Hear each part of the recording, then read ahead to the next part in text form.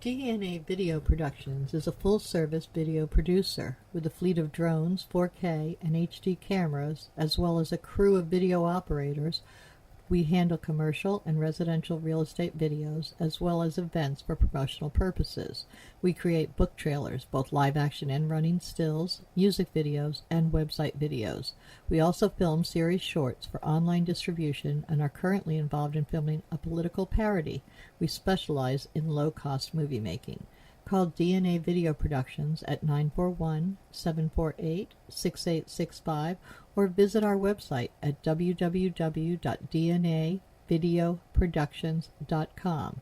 That's www.dnavideoproductions.com. Thank you. Our sponsor this month is Published, an affiliate of Village Voices. Published offers all author services from writing tips, critiques, manuscript evaluations, and editing, as well as tips to help you become published.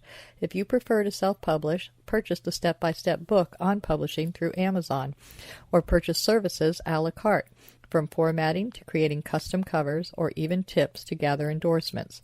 The staff is headed by 2 professional writers. After your books are published, either trade paper, electronically, or both, purchase marketing tips, web services, book trailers, or turn your book into an audiobook. Publish provides all your writing, publishing, and marketing needs. So give them a call at 941-748-6865. Contact them online at dgould497@aol.com or go to the website at www.publishedavillagevoices.webs.com.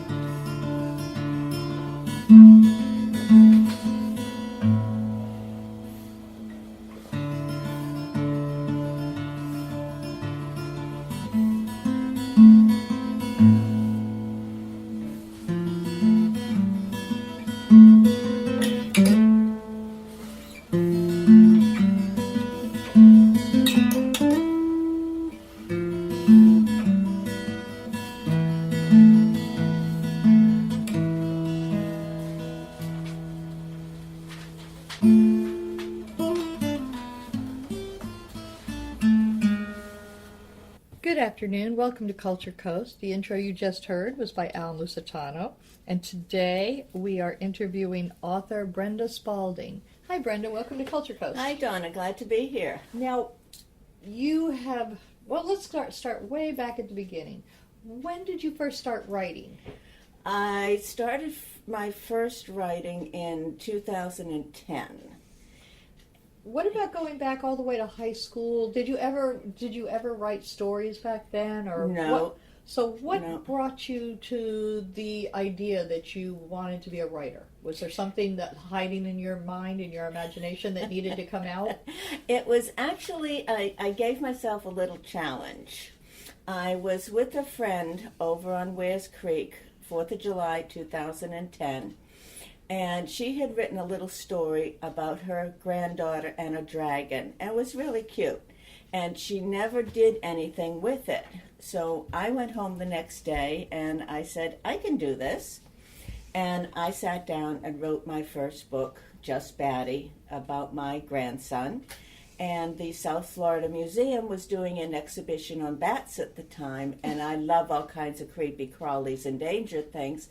So that's how I got started. And you were, was the book actually brought into the museum and sold? Yes, yes. It's not on their shelves, but I have been there for family night several times with my books. Now, which museum was this? The Bradenton, South Florida Museum. Okay. Yeah. South Florida History Museum or something? The one down by the downtown area? Yes. Okay. Yes. That's a big museum. I think it's on 10th Street. So you wrote Just Batty, which was a children's book. Yes. Wait, so you finished it, you get it into the museum. Now, were you part of any writing groups at that time? No, but I did go to, my very first event was at the Children's Garden in Sarasota. And I met another author, Jackie Gill, who is now my illustrator for my children's books. And through that, I found that the information on where to sell your books, the events and things, just was not out there. There was no structure. Yeah, there was no structure. So I went. There's still not a big structure. No.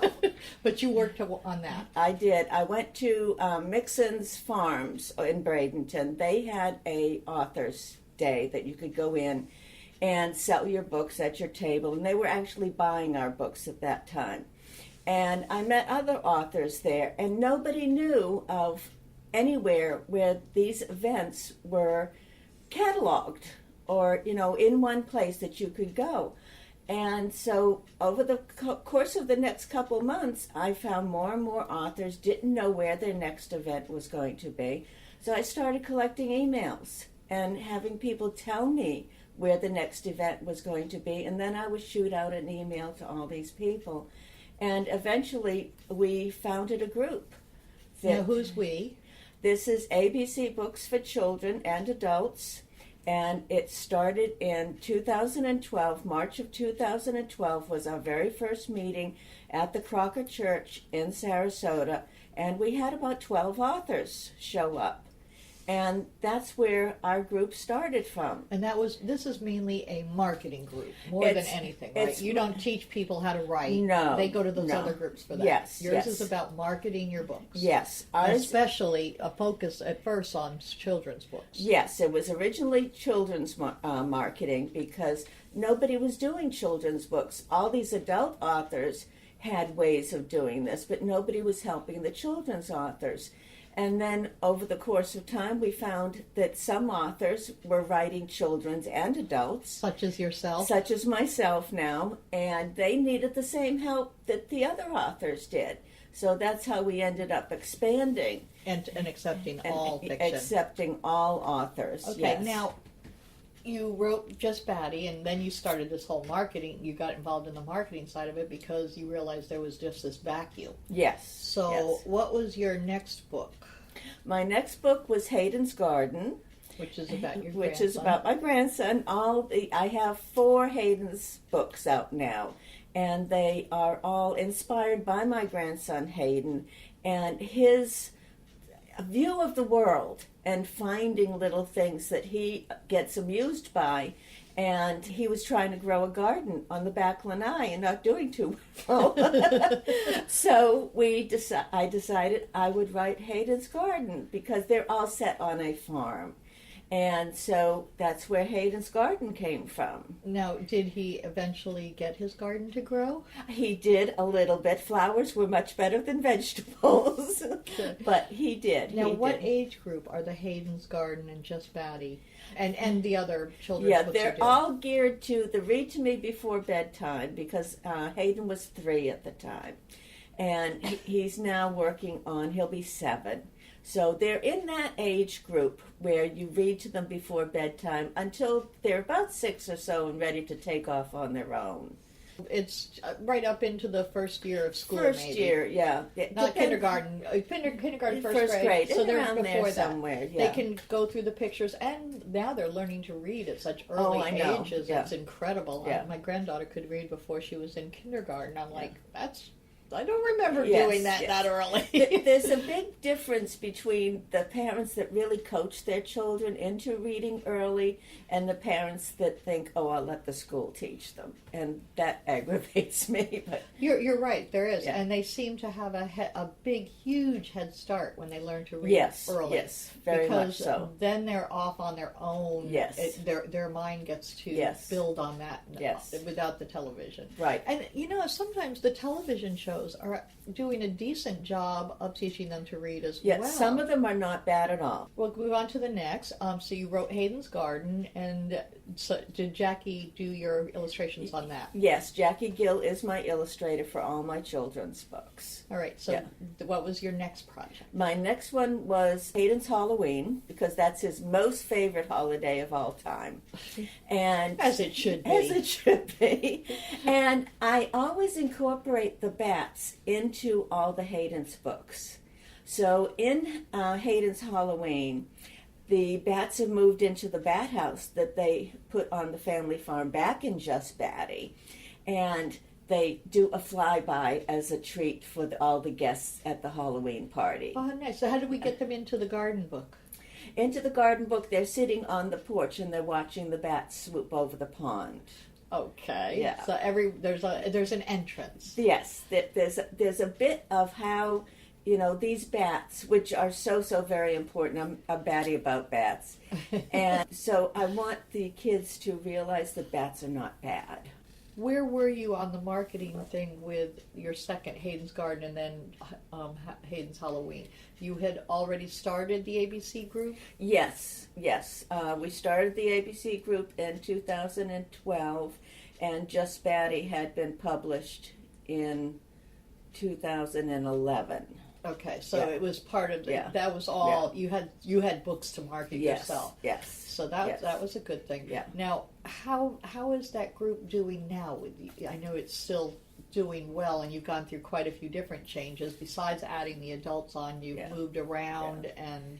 Yeah, we are now meeting at the Selby Library from 1 to 3 on Tuesday in the afternoon, and our group has grown to about not every Tuesday. The third Tuesday of the month. Okay, the third Tuesday of every month at the Selby Library from 1 to 3. And it's a marketing group. It's kind of evolved. It encompasses the whole process of after the book is published. Yeah, after the book is published, and learning your social media, blogging, websites, of course, events, where and to also go. For some of them, you've occasionally shown them how to self-publish. Yes. Because there's so many places that rip people off drastically. Yes. Now, you also help people publish their children's books. You yourself, correct? Yes. So if they need help on publishing a children's book and they don't want to pay the astronomical subsidy vanity press prices, they can contact you. Yes. And you will help them. I have a micro publishing company, which is Heritage Publishing US, and I will help. Information is free. And if then they want me to do their book, I hold their hand through the process. They actually do it. Yes, so that they are learning as we go. Your publishing company is basically, you're holding their hand. You're not doing the actual publishing for them. It goes, they get their royalties rather than you. Yes. You don't do the accounting side. How did you do that first book? Did you go through somebody else? I looked at traditional publishers, and they all wanted an agent.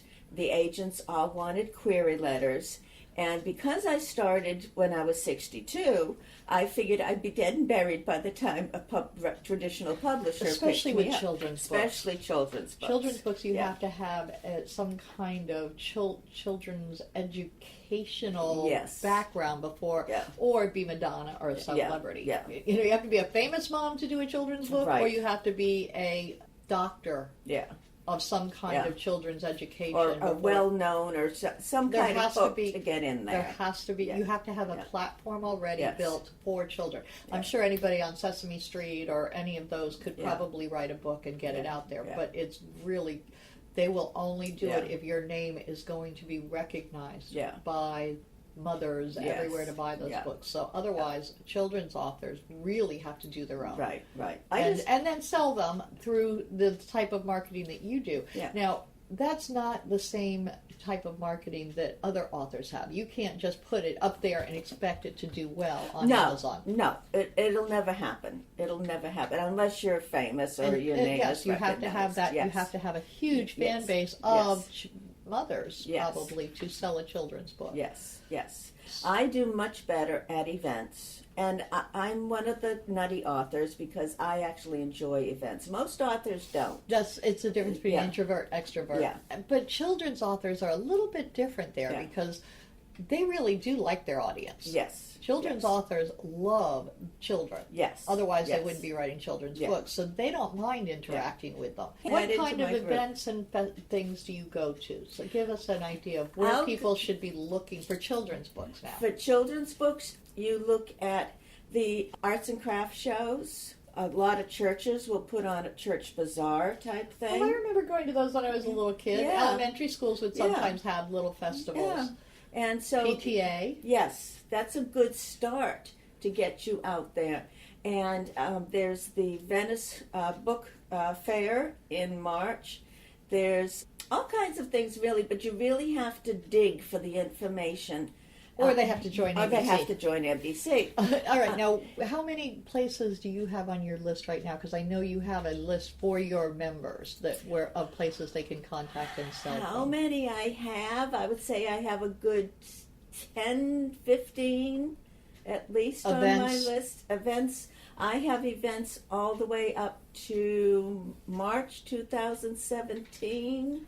And you have 10 or 12 just between now and 2017, and you're constantly adding and replacing and that kind of thing. Yeah. So there's just different. So if they contact you, you have this calendar of events Yes. that goes out that Yeah. they can have and see all the different Yeah. places throughout the year they Yeah. might be able to market at. Now, do you consider certain tables too expensive for renting because you're not going to get your money back? Yes, definitely. There is the St. Petersburg Times, and there's another one up there, but they want $195 for a 4-foot space.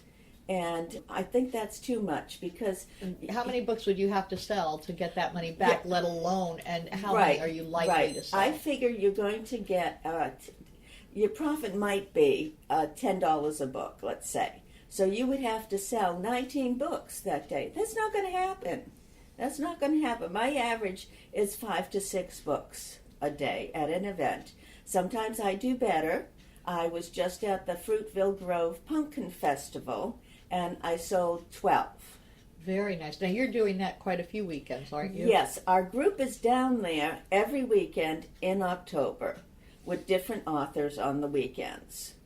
So far, the adult authors are not doing as well as the children's authors because it is a children's-geared event. Exactly. Yeah, but they're still able to sell a couple books, and because the price was so good, even if they sell one book, they've made table. So I'm happy with that. So return on investment is also an important thing to take into consideration for any of these events. Yes. You don't want to be paying a lot because you have to think how many books do I have to sell to make my money back before, and then I start making a profit. Yes. So how many people are going to be in here that are going to be interested in what I do? Yes. So they have to really think about the niche marketing thing too. Yes. We do we help the Bradenton, Realize Bradenton group that runs the farmers market, and in April I help her find the authors for their children's book fair. Oh, very nice. In April.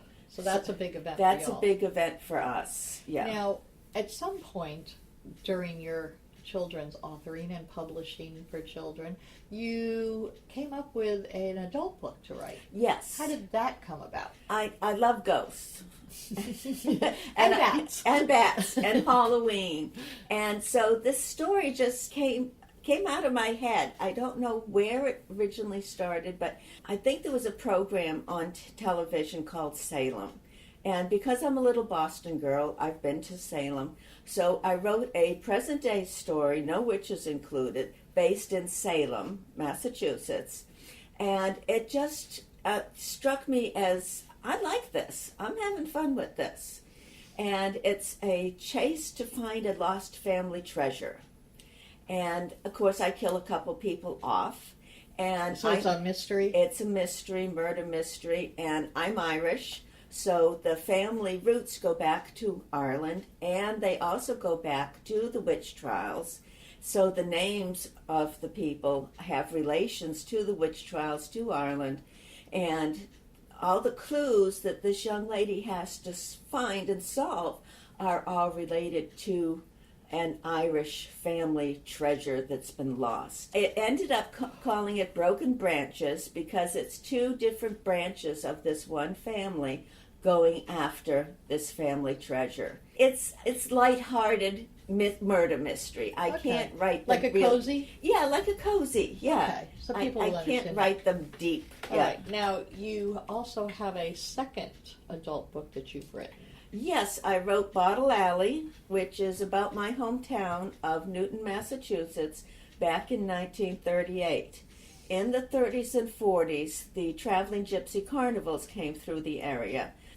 But the locals would work for the carnivals, and they picked up that language. And it's still in use today in my area of Newton, Massachusetts. So I wrote a story of how that might have come about using 1938, because in 1938 there was a hurricane that came through called the Long Island Express, went over Long Island, New York, 700 people killed, and hit Massachusetts. So I've used the coming of that hurricane and the driving rains and the winds and everything as part of a dark story. The dark story coming up. And it's also about the culture of the area, because we had the Irish, the Italians, the French, and the Jewish. And a lovely Irish lad falls in love with the gypsy fortune teller. Oh my goodness. And the cultures clash. That would be a clash. Yes. And his sister falls in love with an Italian, and off we go. So all of these books are available on Amazon and Kindle? Yes. You have these books, both children and adult books, and you sell them at your book fairs. Yes. And how do you do the social marketing? Do you have a blog? Do you have how are you working the social marketing aspect? I have a blog on my publishing website, and what kind of blog is that? It's marketing. It's what the title is off the top of my head. Okay. So it's whatever I feel like talking about that particular day. I try to write once a week.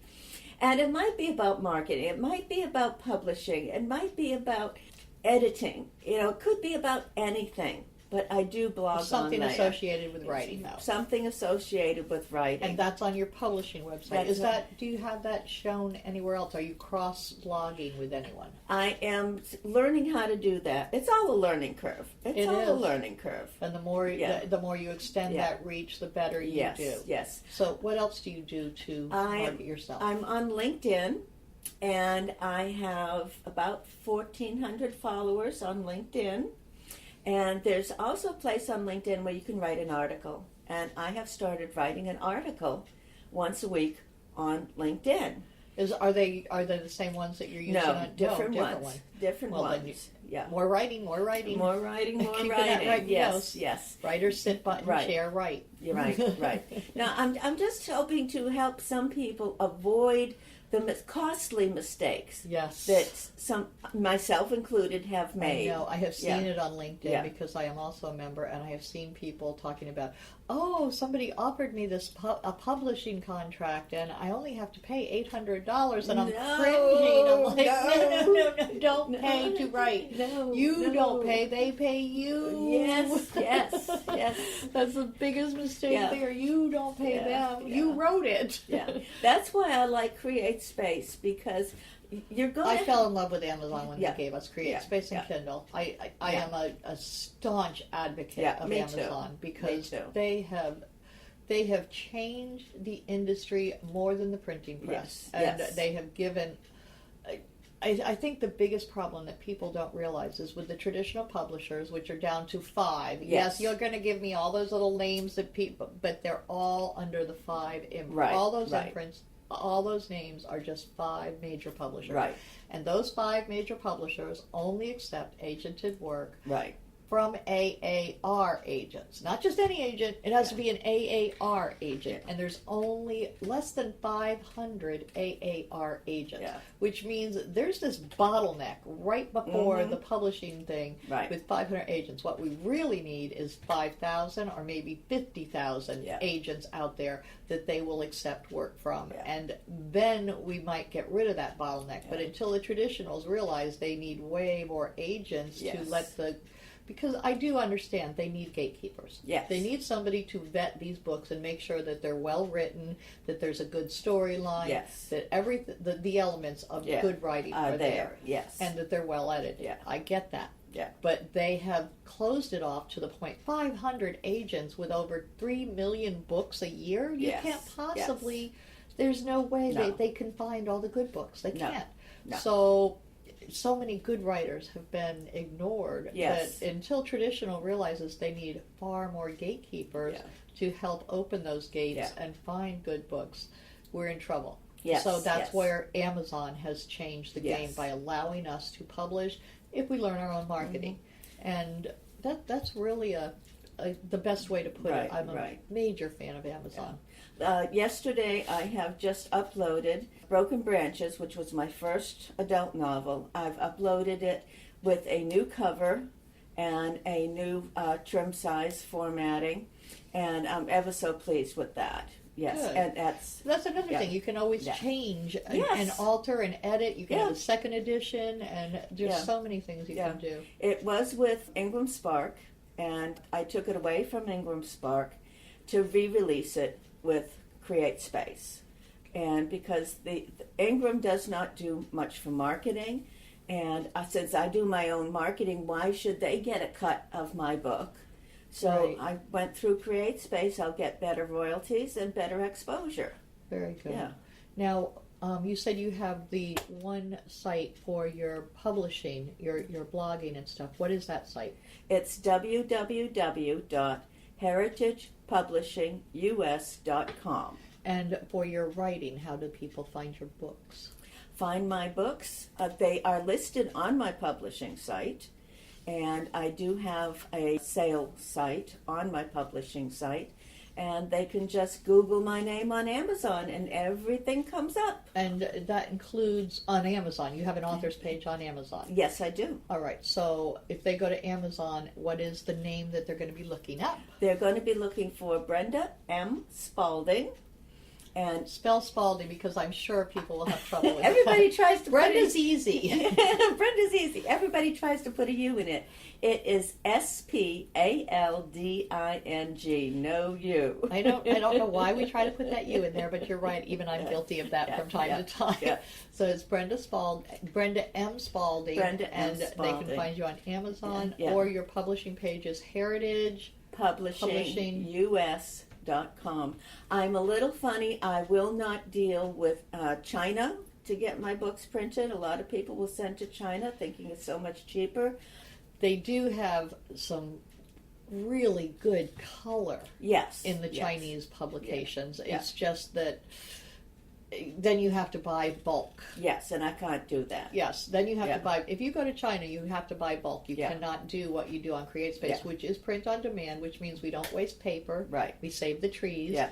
And we also don't have inventory to pile in our garage or our attic and sit in boxes around. Yeah. So really, it's the best way to go. You can order 1 or 1,000. Yeah. And I like that. I like that a lot too. Yeah. And then they ship it for you if somebody orders it anywhere in the world. Ship it to the person that ordered it. Yeah. That's so wonderful. Yeah, it makes it so much easier. So we just did a sales thing, marketing thing for Amazon as well, and Create Space as well. But thank you so much for being on Culture You're welcome. I've enjoyed it very much. Thank you. Good luck. Nightmares. Frightful visions during the night, causing terror and loss of sleep. Daymares.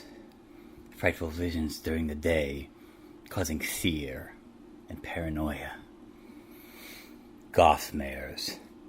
Gothic visions that can happen anytime, causing horror and disgust. But sometimes they offer answers. Read Gothmares if you dare.